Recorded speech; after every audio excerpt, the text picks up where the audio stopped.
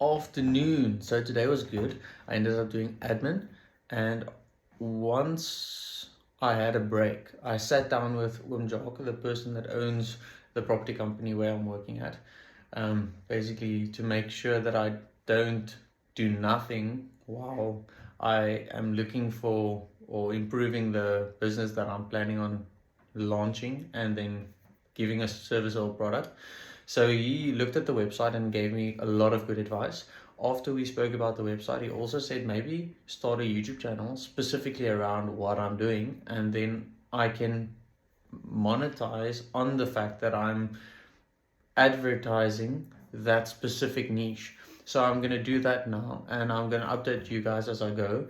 And I'm just going to show you the process, because this channel is my journal and showing you guys what I'm up to, why I'm doing it, and all of that. But I hope you have a wonderful day, and I'm rooting for you as well.